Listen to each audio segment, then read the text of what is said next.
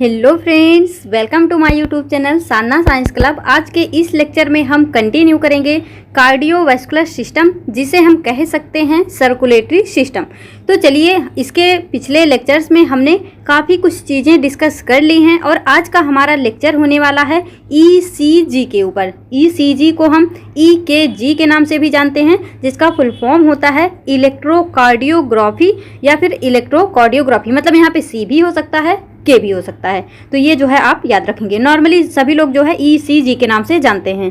तो चलिए, लेट ना करते हुए स्टार्ट करते हैं। और हाँ, मैं आपको बता दूं, आपको एक एक चीज़ें बहुत ही अच्छे से, बहुत ही कॉन्सेप्चुअली मैं समझाऊंगी। आपको बिल्कुल मतलब कहीं पे कोई दिक्कत नहीं होने वाला है, सब कुछ क्रिस्टल क्लियर समझ में आएगा। तो देखिए, सबसे पहले ये है हमारा हार्ट। क्या है? हार्ट। हार्ट में हमने आपको बताया था, जो राइट एट्रियम के अपर साइड में होता है वो होता है हमारा एसए नोड, और जो लोअर साइड पे होता है वो होता है हमारा एवी नोड। क्या होता है? ऊपर साइड में एसए नोड, नीचे साइड में एवी नोड, और इनको कनेक्ट करता है ये एक फाइबर। इसको मैंने आपको जो है समझाया हुआ था यहाँ पे। ये देखो, एसए नोड, एवी नोड, फिर यहाँ से एवी बंडल निकलता है, फिर ये बाइफरकेट हो जाते हैं, लेफ्ट बंडल, राइट बंडल। तो यहाँ तक तो हमने सब कुछ डिस्कस कर लिया था, लेकिन आज हमको जो डिस्कस करना है वो यहाँ से डिस्कस करना है। तो यहाँ पे मैंने क्या बताया, जो ऊपर होता है वो होता है हमारा एसए नोड, जो नीचे है वो है हमारा एवी नोड। कभी कभी इनका पोजीशन भी पूछा जाता है कि मतलब ये कहाँ पे प्रेजेंट होते हैं। तो सबसे पहले एसए नोड, एवी नोड दोनों ही राइट एट्रियम में प्रेजेंट होते हैं, लेकिन जो एसए नोड होता है वो अपर साइड में होता है, जो एवी नोड होता है वो लोअर साइड में होता है। तो अब देखो, जो एसए नोड है और एवी नोड है, इनको कनेक्ट करने वाले कुछ क्या होते हैं? फाइबर्स होते हैं, कुछ फाइबर होते हैं, और ये दो नोड के बीच में प्रेजेंट है। दो नोड के बीच में प्रेजेंट है, इस वजह से हम इसको बोलते हैं इंटरनोडल फाइबर। क्या बोलते हैं? Internodal fibre. जैसे मैंने आपको बताया कि जैसे ये हमारा हार्ट है, तो दोनों एट्रियम के बीच में, लेफ्ट एट्रियम और राइट एट्रियम, दोनों एट्रियम के बीच में जो सेप्टम होता है वो है हमारा इंटर एट्रियम सेप्टम, यानी दो एट्रियम के बीच में इंटर एट्रियल सेप्टम। तो ठीक उसी तरह से दो वेंट्रल के बीच में, मतलब दो वेंट्रिकल के बीच में जो सेप्टम है वो है हमारा इंटर वेंट्रिकल, मतलब इंटर वेंट्रिकुलर सेप्टम। ठीक उसी तरह से जो दो नोड के बीच में फाइबर प्रेजेंट है वो है हमारा इंटर नोडल फाइबर। यानी कभी भी जब दो चीज़ों के बीच में कुछ हो, उसके लिए हम टर्म यूज करते हैं इंटर। तो याद रखना, दोनों नोड हैं, यानी एसए नोड और एवी नोड, दोनों को कनेक्ट करने वाला जो फाइबर है उसे हम बोलते हैं इंटरनोडल फाइबर। और यहाँ से एक इस तरह से जो है फाइबर और निकलता है, जिसको हम बोलते हैं ब्रैकमैन बंडल। क्या बोलते हैं? Brackman bundle. और इसे आपको पता ही है, एवी बंडल है, और ये बाइफरकेट हो जाता है, यानी दो भाग में डिवाइड हो जाता है। लेफ्ट साइड वाला हो गया हमारा लेफ्ट बंडल और राइट साइड वाला राइट बंडल। अब देखो, जो हमारी ईसीजी होती है, ये क्या करती है? हमारे हार्ट के इलेक्ट्रिकल एक्टिविटी को मेजर करती है। तो हम कह सकते हैं इलेक्ट्रिकल एक्टिविटी ऑफ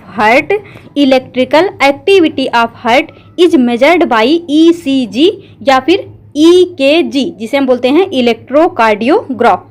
तो जब ईसीजी, जो इलेक्ट्रिकल एक्टिविटी है हार्ट की, जब वो उसको मेजर करती है तो कुछ इस तरह का एक ग्राफ निकल के आता है हमारे सामने।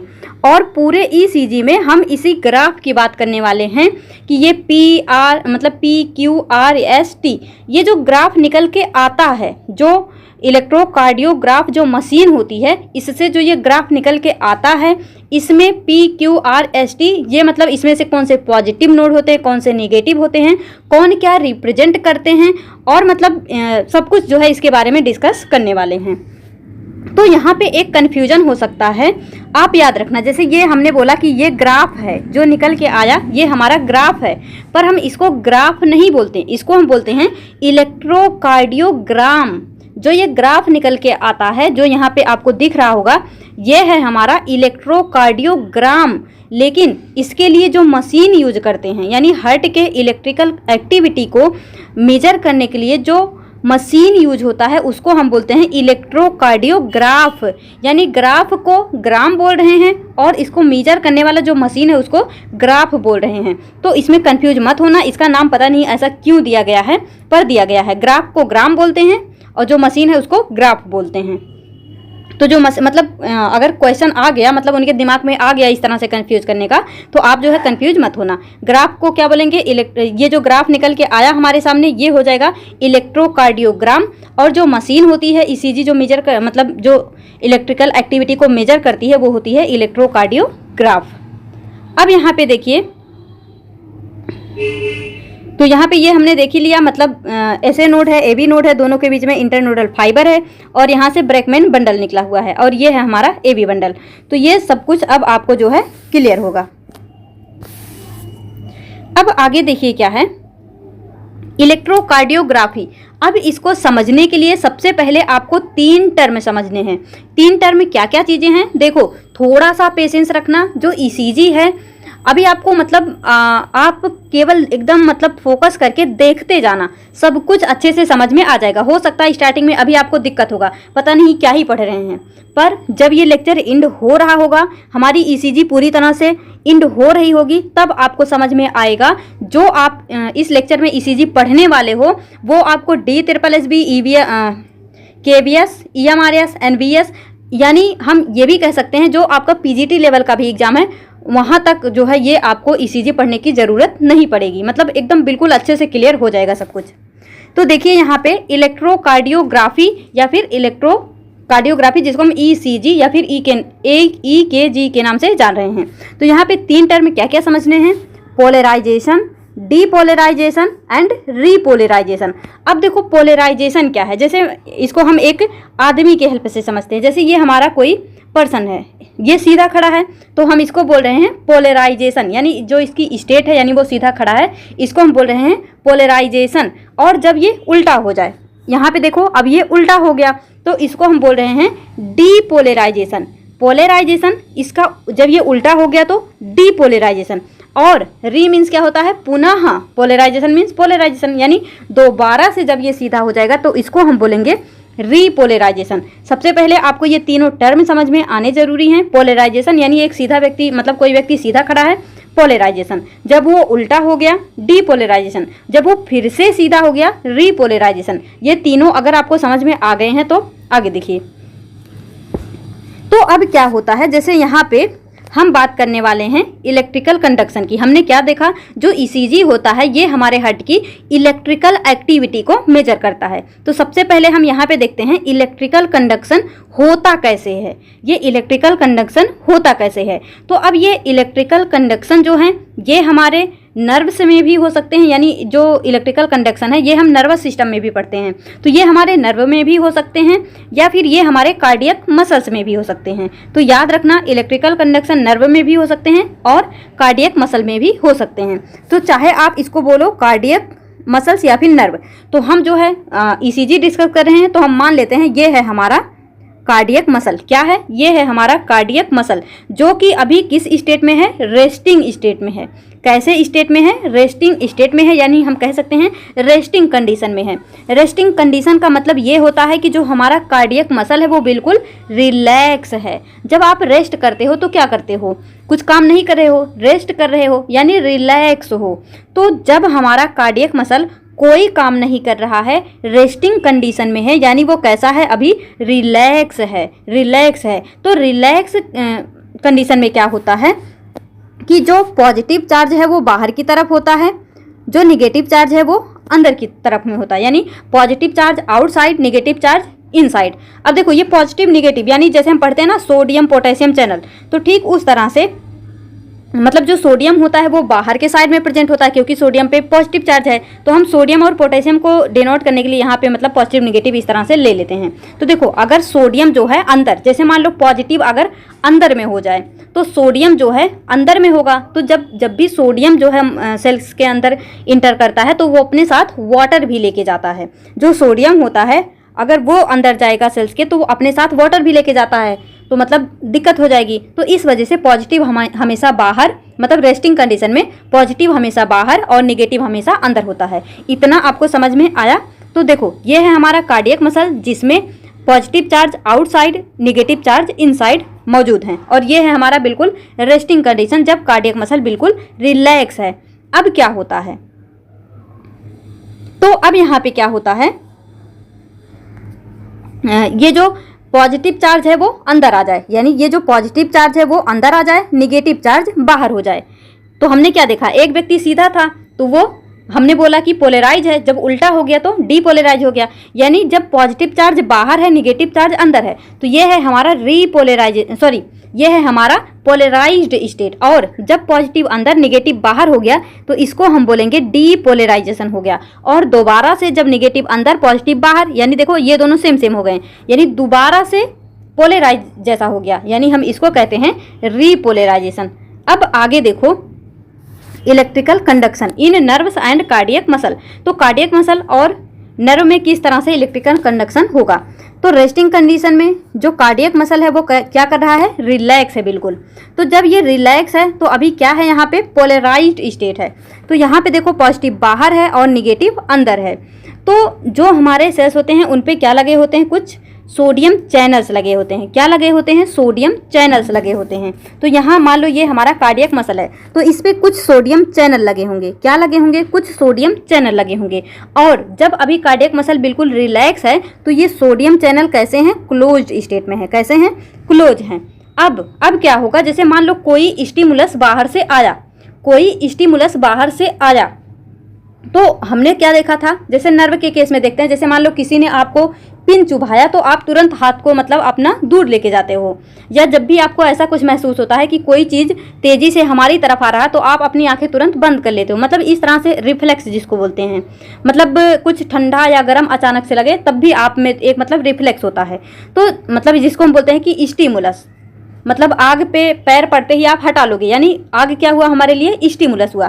तो जब भी मतलब कोई स्टिमुलस आया, जैसे ही कोई स्टिमुलस आएगा तब क्या होगा, जो सोडियम है वो अंदर जाएगा। जैसे ही कोई स्टिमुलस आएगा तो ये Na यानी जो सोडियम चैनल है वो ओपन हो जाएगा और सोडियम अंदर जाएगा, यानी पॉजिटिव चार्ज अंदर जाएगा। तो अब देखो क्या होता है, हमने आपको क्या बताया था, जो हमारा हार्ट होता है वो ऑटो एक्साइटेबल होता है, यानी यहाँ पे कोई पिन चुभाने इन सब चीज़ों की ज़रूरत नहीं है। जैसे हमने देखा था जो एसए नोड होता है, एसए नोड क्या करता है, ये जो है स्टिमुलस जनरेट करवाता है। तो हमारा हार्ट तो ऑटो एक्साइटेबल है, यानी जब भी ये मतलब ऑटो एक्साइटेबल हुआ, यानी जब इसको स्टिमुलस मिला तो ये सोडियम चैनल क्या हो गया, ओपन हो जाएगा। तो यहाँ पे देखो ये चैनल हमारा जो पूरी तरह से क्लोज था, अब यहाँ पे क्या हो गया, ओपन हो गया। तो पॉजिटिव चार्ज अंदर आ गया, यानी सोडियम अंदर आ गया, और निगेटिव चार्ज जब पॉजिटिव अंदर आएगा तो उसकी जगह निगेटिव आ जाएगा। तो अब यहाँ पे देखो, ध्यान से देखते जाना, यहाँ पे हमारा निगेटिव अंदर आ गया और पॉजिटिव बाहर आ गया। तो अब देखो ये इधर यहाँ निगेटिव है और ये पॉजिटिव है, ये पॉजिटिव चार्ज मूव करेगा निगेटिव की तरफ, ये पॉजिटिव चार्ज मूव करेगा निगेटिव की तरफ, इधर से पॉजिटिव चार्ज मूव करेगा निगेटिव की तरफ, जिसको हम बोल रहे हैं कि मतलब करंट फ्लो हो रहा, पॉजिटिव चार्ज निगेटिव की तरफ और ऊपर से भी पॉजिटिव चार्ज निगेटिव की तरफ।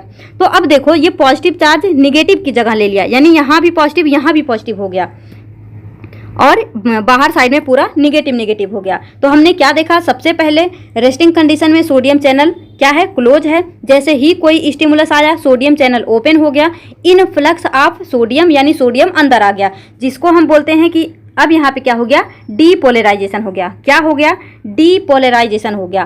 तो अब क्या होगा, जो पॉजिटिव था वो निगेटिव की तरफ मूव करेगा, यानी हम कह रहे हैं कि यहाँ पे डीपोलराइजेशन शिफ्ट करेगा, यानी शिफ्टिंग डीपोलराइजेशन। जो शिफ्टिंग डीपोलराइजेशन होता है इसी को हम बोलते हैं एक्शन पोटेंशियल। क्या बोलते हैं, shifting depolarization known as action potential, यानी शिफ्टिंग डीपोलराइजेशन को ही हम बोलते हैं एक्शन पोटेंशियल। अब ये एक्शन पोटेंशियल क्या करवाएगा, एक्शन पोटेंशियल क्या कराएगा, ये करवाता है contraction of cardiac muscle, contraction of cardiac muscle. ये जो है कार्डियक मसल का जो अब तक रिलैक्स पड़ी हुई थी उसका क्या करवाएगा, कॉन्ट्रैक्शन करवाएगा। अब यहाँ पे देखो क्या होता है, यहाँ पे प्रेजेंट होते हैं Na पंप, क्या होते हैं, सोडियम पंप। जैसे मान लो अंदर में सोडियम आ गया तो ये तो है नहीं वो हमेशा ही वहाँ पड़ा रहेगा, तो सोडियम को बाहर भी निकालने की ज़रूरत है। तो जो सोडियम पंप यहाँ पे लगे होते हैं ये आपको और अच्छे से आगे मतलब नेक्स्ट यूनिट यानी एक्सक्रीटरी सिस्टम में बहुत अच्छे से समझ आएगा। तो ये जो सोडियम पंप लगे हुए हैं ये क्या करते हैं, 3 सोडियम को क्या करते हैं, यहाँ से बाहर फेंक देते हैं, 3 सोडियम को यहाँ से बाहर फेंक देते हैं। और जैसे ही पॉजिटिव को बाहर फेंकेंगे फिर से यहाँ पे निगेटिव आ जाएगा। क्या आ जाएगा, निगेटिव आ जाएगा। तो तो इस तरह से जो है ये फिर से मूव करेंगे और अपने फर्स्ट वाले कंडीशन में आ जाएंगे। देखो जैसे ही डीपोलराइजेशन होता है वो तुरंत आगे बढ़ जाता है, यानी शिफ्ट हो जाता है, जिससे एक्शन पोटेंशियल जनरेट होता है और इससे क्या होता है, हमारा जो कार्डियक मसल है वो कॉन्ट्रैक्ट करता है। तो अब ऐसा नहीं है कि कार्डियक मसल हमेशा ही कॉन्ट्रैक्ट रहेगी, उसको रिलैक्स भी करना है। तो जो हमारा डीपोलराइजेशन हुआ है वो फिर से क्या हो जाएगा, रीपोलराइजेशन। जो डीपोलराइजेशन हुआ है उसका फिर से क्या हो जाएगा, रीपोलराइजेशन। यानी रीपोलराइजेशन देखो, R for repolarisation, R for resting. जो रीपोलराइजेशन है यानी रेस्टिंग फेज है हमारा, रिलैक्सेशन ऑफ कार्डियक मसल। यहाँ पे क्या होता है, फिर से हमारा कार्डियक मसल रिलैक्स हो जाता है। जैसे हम नर्व की बात करें, अभी मैंने आपको बताया कुछ भी मतलब हमने आपको पिन चुभाया, आप अपने हाथ को ऊपर लेके गए, मतलब मान लो हमने आपको पिन चुभाया, आप अपने हाथ को ऊपर लेके गए। अब ऐसा नहीं है हमेशा हाथ को ऊपर ही रखेंगे, या फिर कोई चीज़ तेजी से हमारी तरफ आई, हमने आँख को बंद कर लिया, मतलब उसके प्रोटेक्शन के लिए। तो ऐसा तो नहीं है हमेशा ही आँख को बंद रखेंगे, मतलब थोड़ा देर बाद उसको ओपन करेंगे, हाथ को नीचे लाएंगे। अगर हमारा पैर आग पे मतलब अचानक पड़ा, हमने ऊपर उठा लिया, तो ऐसा नहीं है कि पैर को हमेशा ही ऊपर उठाए रहेंगे, कभी तो नीचे रखेंगे। यानी जो डीपोलराइजेशन हुआ वो फिर से रीपोलराइज्ड स्टेट में चेंज होगा। तो हमने यहाँ पे क्या देखा, जो सोडियम चैनल है जब रेस्टिंग कंडीशन में है हमारा कार्डियक मसल, तो सोडियम चैनल क्या है, क्लोज है।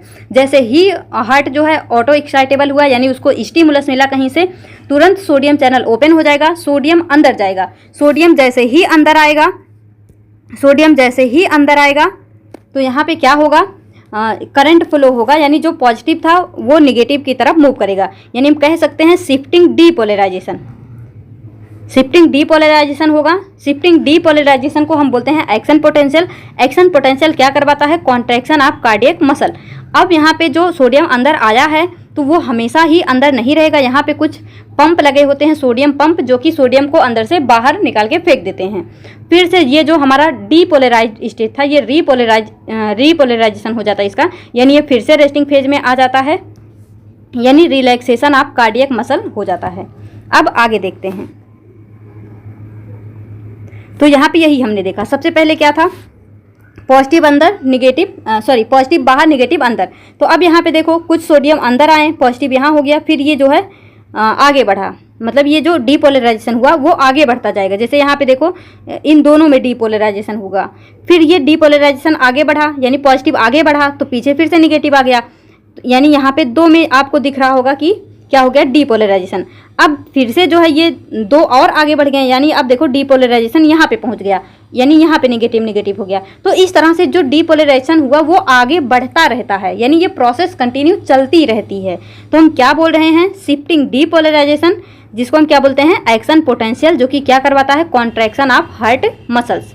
देखो अगर आपको ईसीजी खूब बढ़िया से समझ आएगा तो आपको जो है कार्डियक साइकिल भी बहुत अच्छे से समझ आएगी, क्योंकि हर चीज़ें एक दूसरे से लिंक करती हैं। अब देखो डीपोलराइजेशन में हमने क्या देखा, डीपोलराइजेशन क्या करवाता है, contraction of heart muscle. Repolarisation क्या करवाता है, relaxation of cardiac muscles. R for repolarisation, R for relaxation. तो repolarisation relaxation, relax, relax, repo relax, यानी repolarisation relaxation of cardiac muscle. तो ये जो है आप याद रखेंगे। अब देखो contraction start few millisecond after the beginning of depolarisation, यानी जैसे ही डीपोलराइजेशन हुआ, ऐसा नहीं है तुरंत कॉन्ट्रैक्शन हो जाएगा।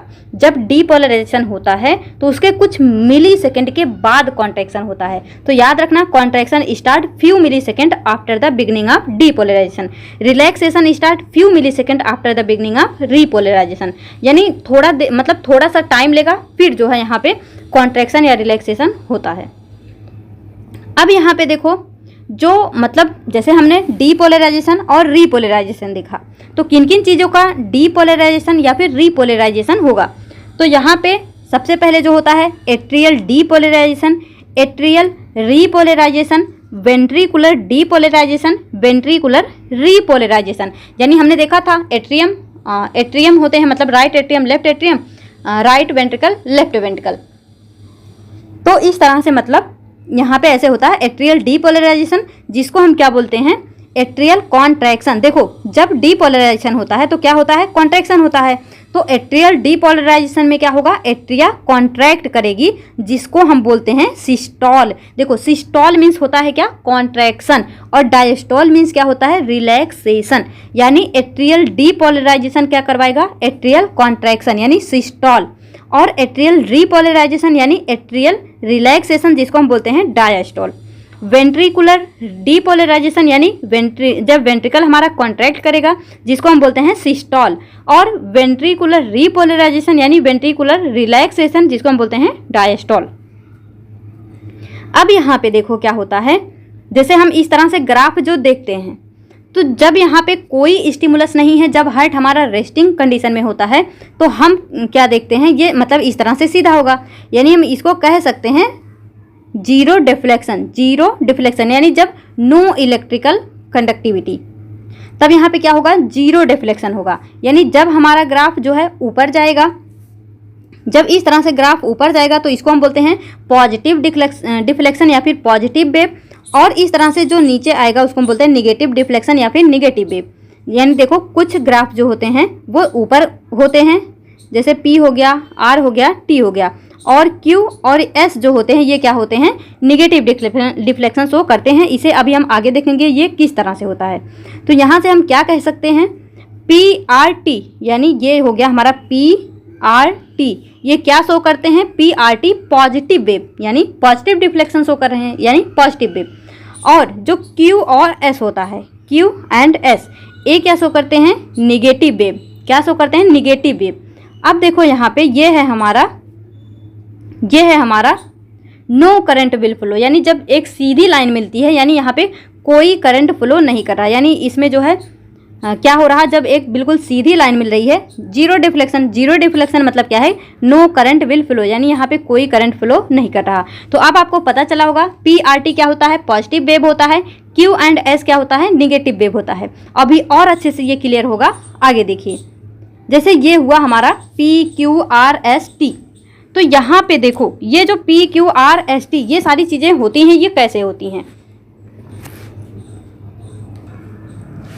अब यहाँ पे देखो, जैसे हमने देखा मतलब एट्रियल डीपोलराइजेशन, रीपोलराइजेशन, इन सारी चीज़ों को, तो यहाँ पे क्या है, P वेव होता है, Q वेव होता है, R वेव होता है, S वेव होता है, T वेव होता है। जो P वेव होता है वो क्या रिप्रेजेंट करता है, एट्रियल डीपोलराइजेशन। क्या रिप्रेजेंट करता है, एट्रियल डीपोलराइजेशन। तो सिंपल सा क्वेश्चन आपसे पूछा जा सकता है ECG से कि मतलब एट्रियल डीपोलराइजेशन कौन रिप्रेजेंट करता है, या फिर आपसे पूछ लेंगे P वेव को मतलब क्या रिप्रेजेंट करता है। तो क्या बताएंगे आप, P वेव जो होता है वो रिप्रेजेंट करता है एट्रियल डीपोलराइजेशन को, यानी सबसे पहले जो होगा वो होगा हमारा एट्रियल डीपोलराइजेशन। अब यहाँ पे देखो, जैसे ही एट्रियल डीपोलराइजेशन स्टार्ट होता है तो हमने देखा था जो हमारा SA नोड, जैसे देखो SA नोड ने क्या जनरेट किया, SA नोड ने एक्शन पोटेंशियल जनरेट किया, SA नोड ने एक्शन पोटेंशियल जनरेट किया। जैसे ही एक्शन पोटेंशियल जनरेट होगा तो सबसे पहली वेव आती है हमारी P वेव। P वेव क्या शो करती है, क्या रिप्रेजेंट करती है, एट्रियल डीपोलराइजेशन। जैसे ही एट्रियल डीपोलराइजेशन होता है, जो AB नोड होता है, मतलब SA नोड से जब वो मतलब उसने एक्शन पोटेंशियल फायर किया तो वो आएगा AB नोड के पास, तभी आगे बढ़ेगा। तो जो AB नोड होता है वो इस कंडक्शन को क्या कर देता है, डिले कर देता है, और इस समय में कोई भी करंट फ्लो नहीं करता है। यानी हम कह सकते हैं so that atria will completely empty, मतलब ऐसा क्यों करता है AB नोड, ताकि जो हमारा एट्रिया है वो कम्प्लीटली एम्प्टी हो सके, मतलब खाली हो सके। और इसी वजह से जो है यहाँ पे क्या आ जाता है, बिल्कुल सीधी लाइन आ जाती है। ये वही समय है जब AB नोड क्या करता है, कंडक्शन को डिले करता है, इस वजह से यहाँ पे सीधी लाइन आती है। अब देखो SA नोड ने कंडक्शन फायर किया, तो यहाँ पे ये है हमारा P वेव जो रिप्रेजेंट करता है एट्रियल डीपोलराइजेशन को। अब एट्रियल डीपोलराइजेशन हुआ, अब जो AB नोड होता है वो इस कंडक्शन को डिले करेगा, यानी इस समय पे कोई करंट फ्लो नहीं होगा, यानी हम कह सकते हैं ताकि हमारा जो एट्रिया है वो कंप्लीटली क्या हो जाए, एम्प्टी हो जाए। अब देखो यहाँ पे क्या होता है, जब AB नोड ने मतलब डिले कर दिया, अब आगे क्या होगा, ये होता है हमारा Q वेव। क्या होता है, Q वेव।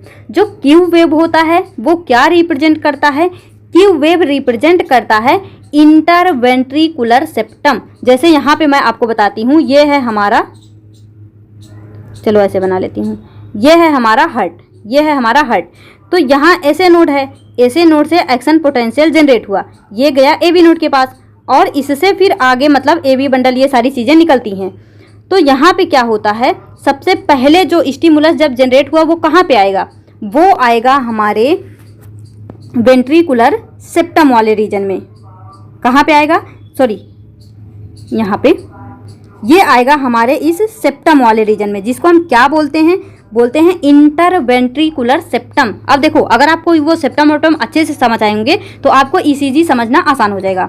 तो अब यहाँ पे देखो, ऐसे नोड से एक्शन पोटेंशियल जो जनरेट हुआ वो गया एबी नोड के पास, एबी नोड से ये आगे बढ़ा, कहाँ पे पहुँचा, ये पहुँचा हमारे इंटरवेंट्रिकुलर सेप्टम के पास, इंटरवेंट्रिकुलर सेप्टम के पास।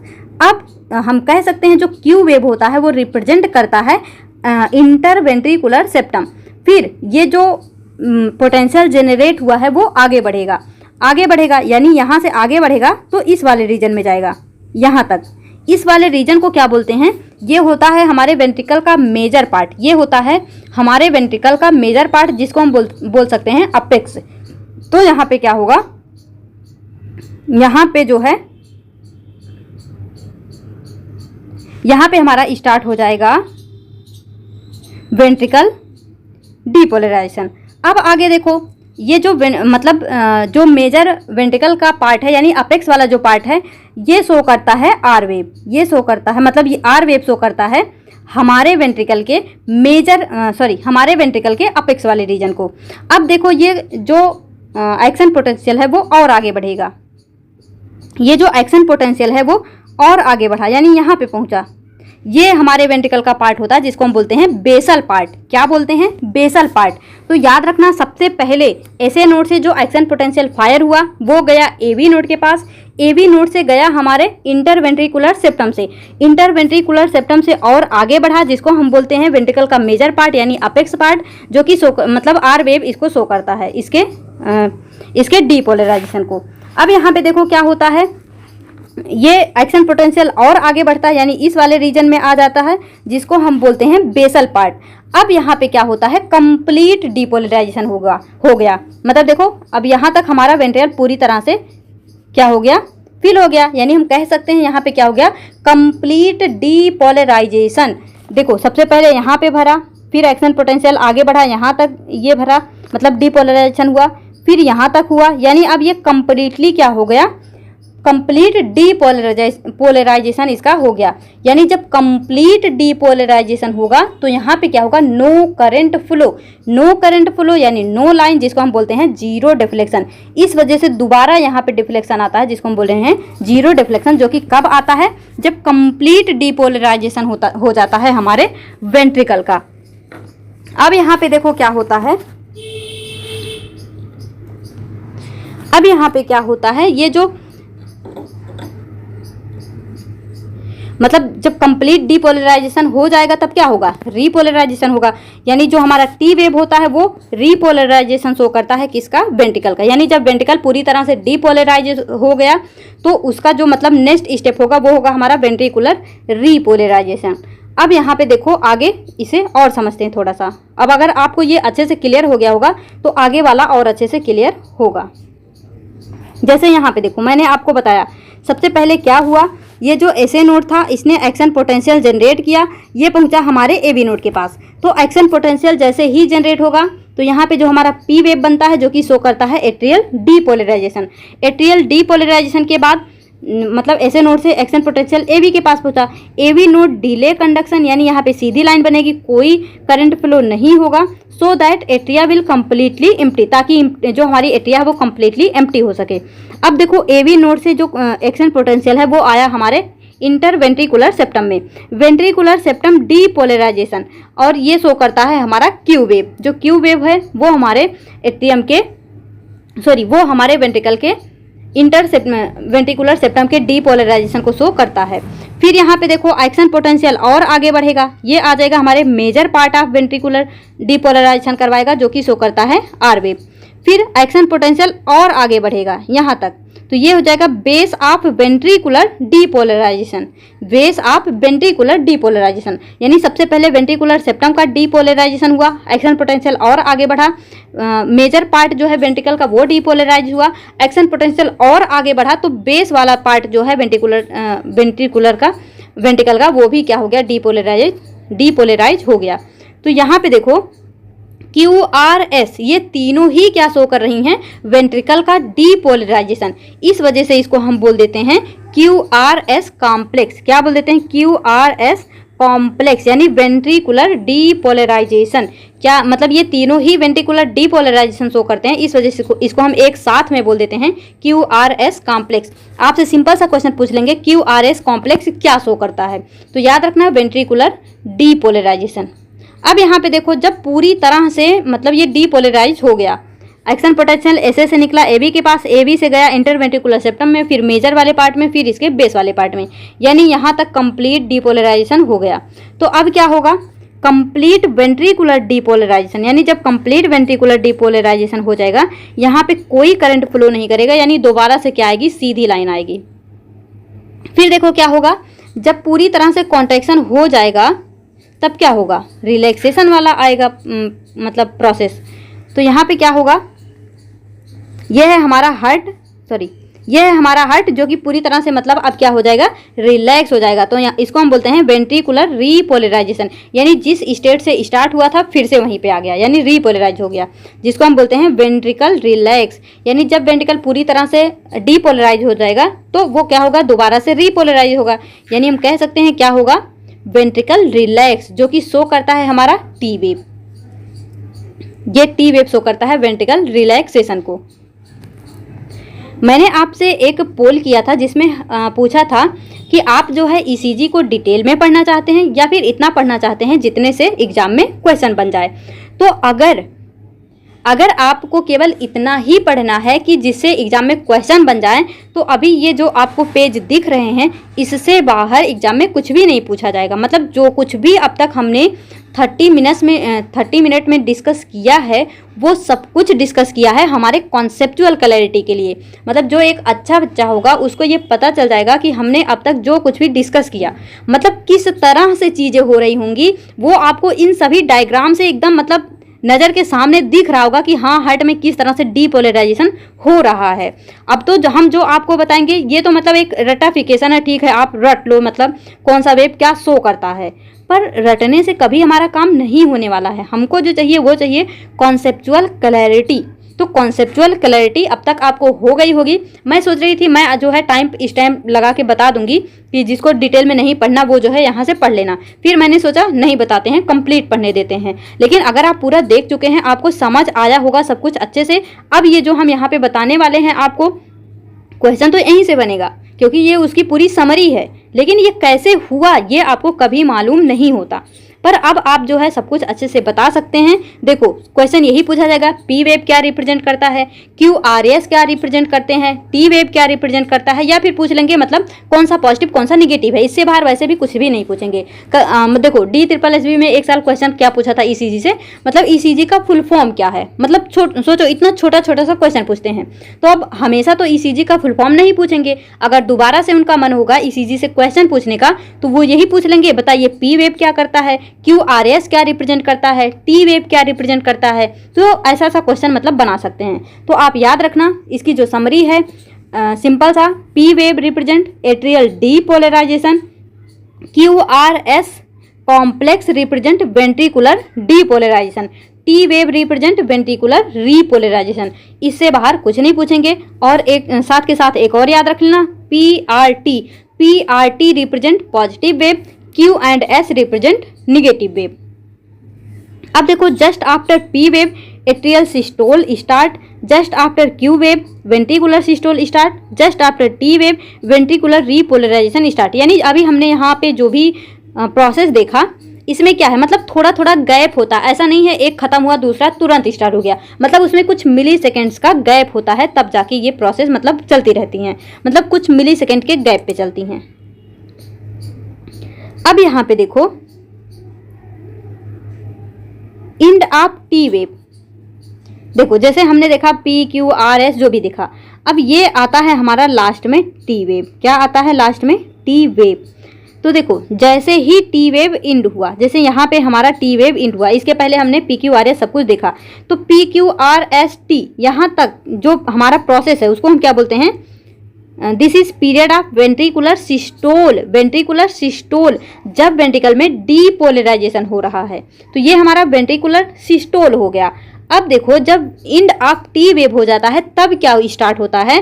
तब स्टार्ट होता है बिगिनिंग ऑफ वेंट्रिकल डायस्टोल, यानी जो सिस्टोल हुआ है, जो अब तक मतलब कॉन्ट्रैक्शन हो रहा था, वो अब क्या करेगा? रिलैक्स करेगा। तो मतलब वेंट्रिकुलर सिस्टोल के बाद क्या होगा हमारा? मतलब इंड ऑफ टी वेव, जब जैसे ही टी वेव इंड होगा तब क्या होगा? स्टार्ट होगा हमारा बिगिनिंग ऑफ वेंट्रिकुलर डायस्टोल, या फिर हम कह सकते हैं इंड ऑफ वेंट्रिकुलर सिस्टोल। आपसे पूछ सकते हैं मतलब इंड ऑफ टी वेव क्या रिप्रेजेंट करता है, तो याद रखना जैसे ही टी वेव इंड होगा तुरंत ही हमारा वेंट्रिकुलर डायस्टोल स्टार्ट होगा, यानी हमारा वेंट्रिकल रिलैक्स मोड में चला जाएगा, रिलैक्स करना स्टार्ट करेगा। अब देखो जैसे हमने देखा ये मतलब निगेटिव और पॉजिटिव का क्या गेम होता है, मतलब ये जो पॉजिटिव वेव निगेटिव वेव है ये सब कैसे बनते हैं। तो देखो जब भी ईसीजी है, मतलब जो मशीन है, जब भी उससे मतलब इलेक्ट्रिकल कंडक्टिविटी चेक करते हैं तो क्या करते हैं, जैसे कोई व्यक्ति है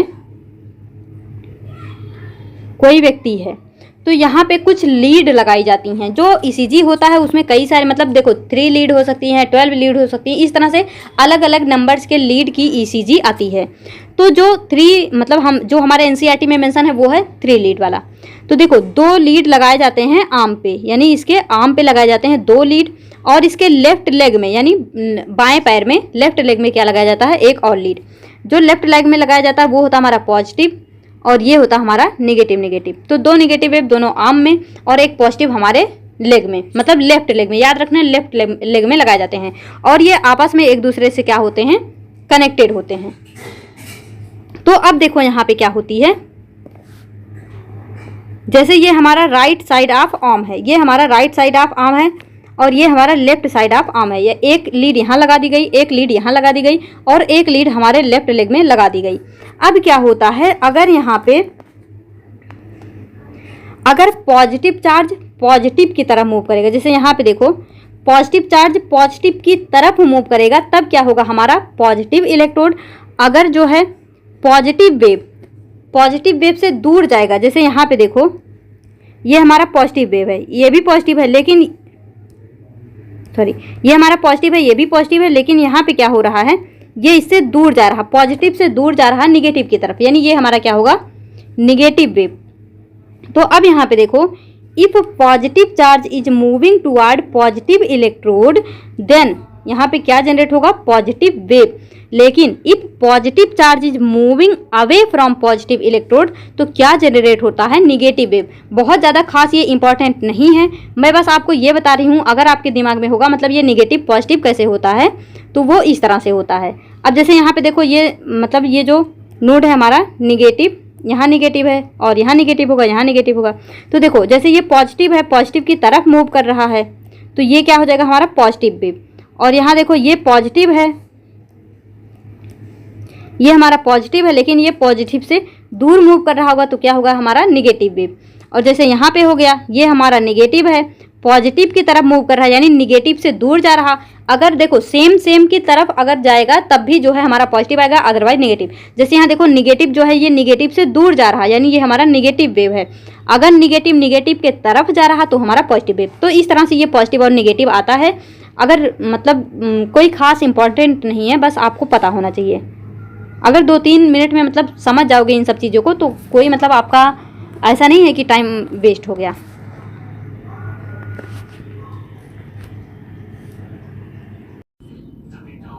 अब यहाँ पे देखो कोई भी वेव वो कब पॉजिटिव होता है कब निगेटिव। तो यहाँ पे जैसे ये हम जब इस फिगर को एनालाइज करेंगे तो आपको दिखेगा पॉजिटिव आउटसाइड निगेटिव इनसाइड, यानी ये है हमारा पोलराइज्ड स्टेट में। किसमें है? पोलराइज्ड स्टेट में। तो पोलराइज्ड स्टेट में कोई भी करंट फ्लो नहीं करता है, कोई वेव फ्लो नहीं करती है, तो यहाँ पे मतलब नो वेव, यानी यहाँ पे बिल्कुल सीधी लाइन आएगी, कोई भी वेव यहाँ पे प्रेजेंट नहीं है। अब मान लो जब सोडियम का इन्फ्लक्स हुआ, पॉजिटिव अंदर आया, तो पॉजिटिव की जगह पे निगेटिव हो गया। तो यहाँ पे देखो ये जो करंट फ्लो है वो किधर को है, पॉजिटिव की तरफ। तो पॉजिटिव का फ्लो पॉजिटिव की तरफ, यानी यहाँ पे जो वेव आएगा वो होगा हमारा पॉजिटिव वेव। और अगर हम बात करें इस थर्ड फिगर की, तो यहाँ पे देखिए क्या है, यहाँ पे जो पॉजिटिव का मूवमेंट है वो पॉजिटिव से अवे है। यहाँ देखिए ये है हमारा पॉजिटिव, तो पॉजिटिव का मूवमेंट जो है वो पॉजिटिव से अवे है, यानी निगेटिव के मतलब तरफ में है। तो हम कह सकते हैं यहाँ पे जो हमारा वेव बनेगा वो होगा निगेटिव वेव।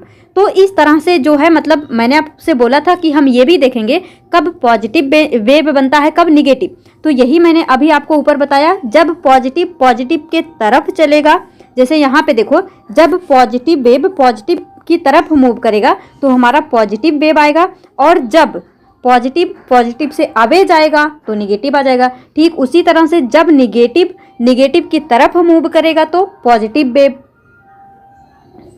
और जब निगेटिव से दूर जाएगा, मतलब देखो जो सेम चार्जेज हैं, जैसे हम बात करें यहाँ पे पॉजिटिव की या निगेटिव की, जब पॉजिटिव की तरफ जाएगा तो पॉजिटिव वेव, जब पॉजिटिव से दूर जाएगा तो निगेटिव वेव। ठीक उसी तरह से जब निगेटिव के तरफ जाएगा तो पॉजिटिव वेव, और जब निगेटिव से दूर जाएगा तो निगेटिव वेव। इस तरह से जो है वेव हमारी बनती है। तो हमने इसके जरिए भी समझ लिया कब पॉजिटिव वेव आ रहा है, कब निगेटिव। अब यहाँ पे देखिए एट्रियल मसल्स और वेंट्रिकुलर मसल्स। तो अभी जैसे मैं आपको बताती हूँ, यहाँ पे जो हमने देखा ईसीजी का फिगर, जैसे ये देखो, तो यहाँ पे आप अगर एक चीज़ एनालाइज किए होंगे, अब जैसे अगर आप यहाँ पे एक चीज़ एनालाइज करेंगे तो आपको पता चलेगा जो पी वेव है वो थोड़ी छोटी है, लेकिन जो टी वेव है वो बड़ी है। तो इसके पीछे रीजन होता है, जैसे ये हमारी पी वेव है, ये हमारी टी वेव है। तो पी वेव टी वेव देखने में मतलब एक जैसा है, जैसे ये दोनों ही इसी शेप के हैं, बट इनमें डिफरेंस ये होता है जो पी वेव है वो छोटी होती है, जो टी वेव है वो बड़ी होती है। तो अब हम इसको देखते हैं ऐसा क्यों होता है। तो पॉजिटिव निगेटिव आपको समझ आ गया। तो अब यहाँ पे देखिए जो हमारी एट्रियल मसल होती है, जो हमारी एट्रियल मसल होती है वो पतली होती है, जो हमारा वेंट्रिकुलर मसल होता है वो मोटा होता है, मतलब लार्ज साइज होता है। एट्रियल मसल स्मॉल साइज होती है, वेंट्रिकुलर मसल्स लार्ज साइज होता है। तो देखो जब स्मॉल मसल्स होंगे, जब स्मॉल मसल्स होंगे तो स्मॉल डाइपोल होगा। डाइपोल क्या होता है, जैसे पॉजिटिव निगेटिव के बीच का जो डिफरेंस होता है। तो अगर स्मॉल मसल्स है तो स्मॉल डाइपोल होंगे, और अगर स्मॉल डाइपोल है तो स्मॉल वेव बनेगा। और अगर लार्ज मसल्स है तो लार्ज डाइपोल बनेगा, और अगर लार्ज डाइपोल बनेगा तो यहाँ पे लार्ज वेव बनेगी हमारी।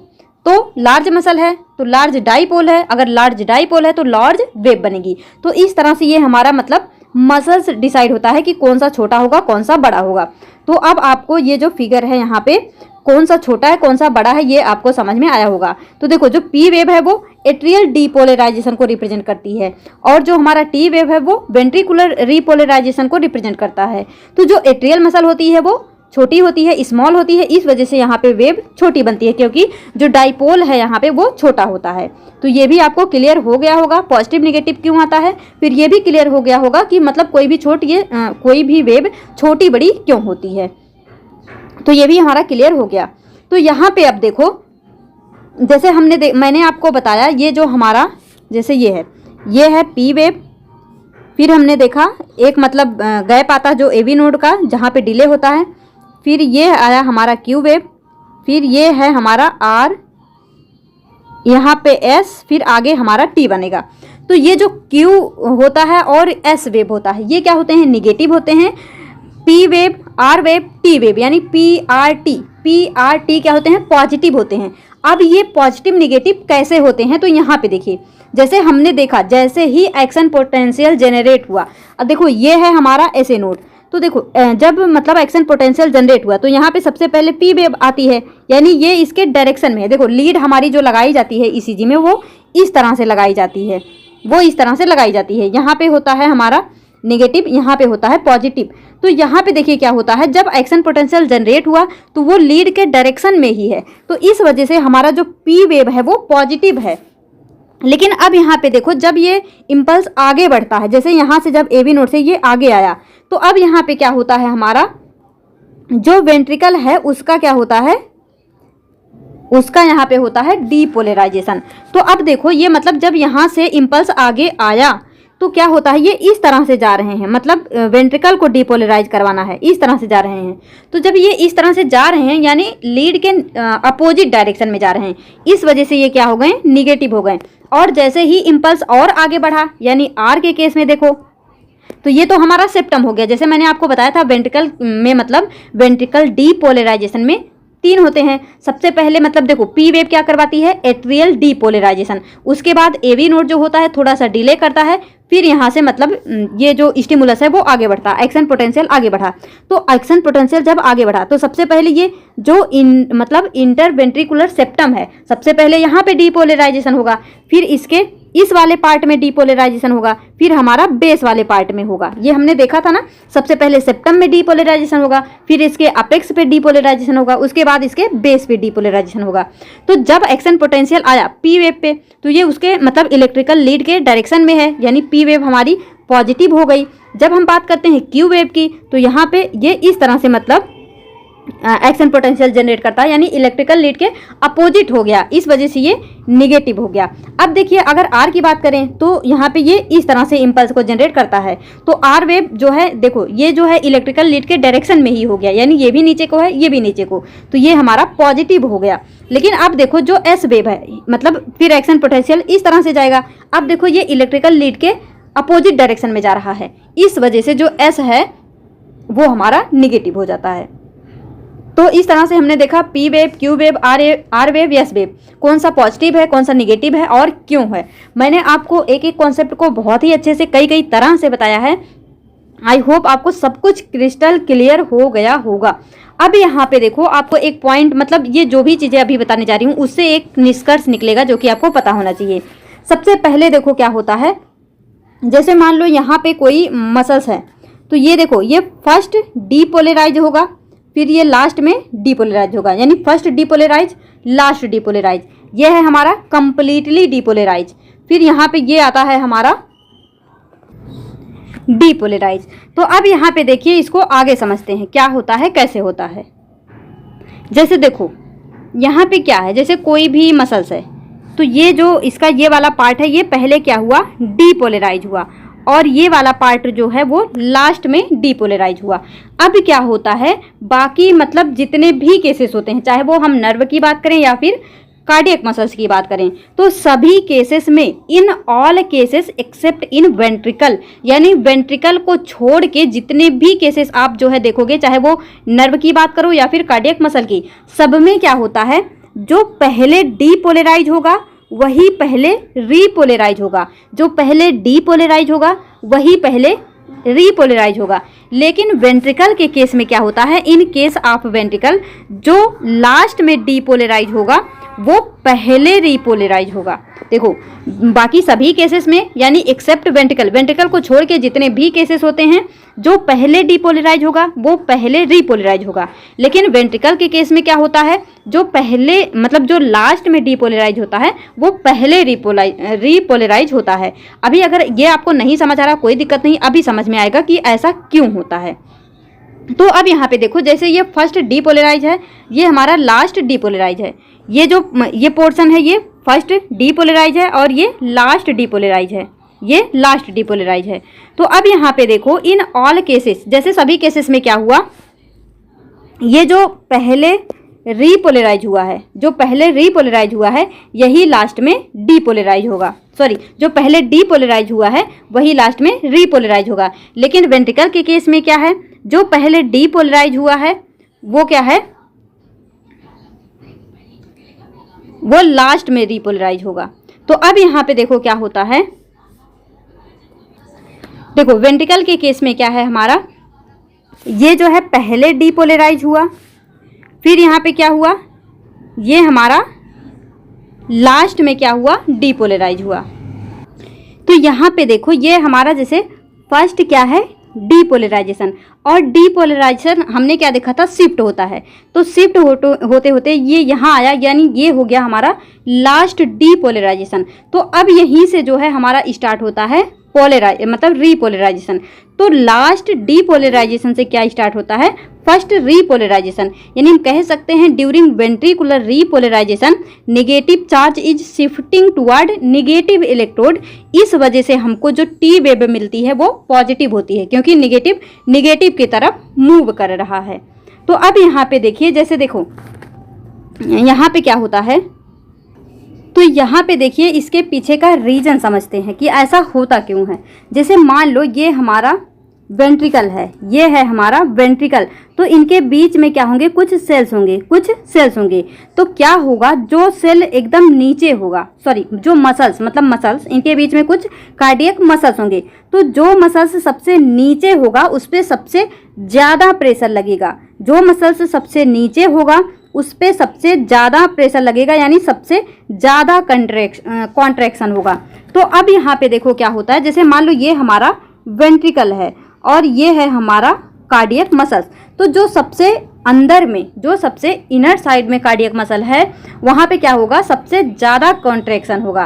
तो क्या होता है, inner cardiac muscles depolarize first, यानी ये मतलब डीपोलराइज तो हो जाती सबसे पहले, पर मतलब यहाँ पे कॉन्ट्रैक्शन बहुत ज़्यादा होने की वजह से, यानी due to maximum contraction of inner muscles it failed to open sodium potassium pump. हमने क्या देखा था, जैसे कोई भी डीपोलराइज स्टेट में है, जब सोडियम पोटेशियम पंप ओपन होगा, सोडियम अंदर आएंगे, इस तरह से मतलब हमारा जो प्रोसेस है वो आगे बढ़ता है अंदर बाहर से। तो जो सबसे नीचे हमारा कार्डियक मसल्स है, जब वो उस पर सबसे ज़्यादा कॉन्ट्रैक्शन लगेगा तो उसका जो सोडियम पोटेशियम पंप है वो ओपन होने में फेल्ड हो जाएगा, यानी वो ओपन नहीं हो पाएगा। तो जो सबसे पहले डीपोलराइज हुआ था वो सबसे लास्ट में रीपोलराइज होगा। क्यों? क्योंकि यहाँ पे जो उसका सोडियम पोटेशियम पंप है वो ओपन नहीं हो पाता है due to maximum contraction of inner muscles. तो ये है इसके पीछे का रीजन।